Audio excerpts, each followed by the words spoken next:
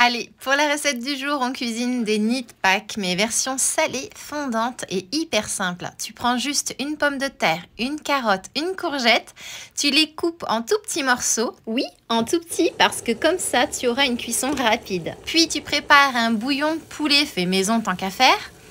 Et tu vas y cuire tes légumes pendant environ 10 petites minutes. C'est le genre de spa parfait pour tes légumes, ça va les rendre hyper détendus. Il ne te reste plus qu'à égoutter, surtout garde bien le jus pour tes smoothies. Tu verses le tout dans un bol et la petite magie culinaire, tu ajoutes un œuf de gros calibre, 50 g de parmesan râpé, une belle poignée de ciboulettes hachées, un petit peu de sel, pourquoi pas un petit peu de poivre si ça te tente et tu mélanges sans écraser, ça c'est ultra important. L'avantage ici, c'est que tu prépares une recette sans farine et donc sans gluten. Et bien entendu, c'est une recette pour Pâques, mais franchement, tu vas vouloir la refaire tout le printemps et même après, parce que c'est juste divin.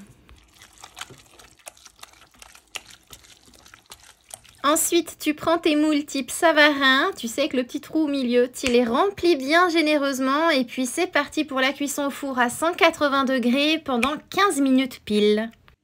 Alors moi j'ai utilisé des petits moules individuels en silicone, c'est super pratique pour démouler facilement. Et pour la petite décoration de table, j'ai déposé mes nids de Pâques salés sur une salade roquette. Et pour la touche finale, il ne te reste plus qu'à les garnir au centre avec soit un peu de yaourt, soit un peu de mayonnaise fait maison ou pourquoi pas un œuf si t'es dans le mood brunch chic. Résultat, tu obtiens un nid croustillant fondant, hyper mignon visuellement, mais surtout super bon. Mais sinon, toi, dis-moi si t'es plutôt team parmesan ou gruyère ou bien même sans fromage. Et maintenant, il ne me reste plus qu'à te souhaiter une délicieuse dégustation.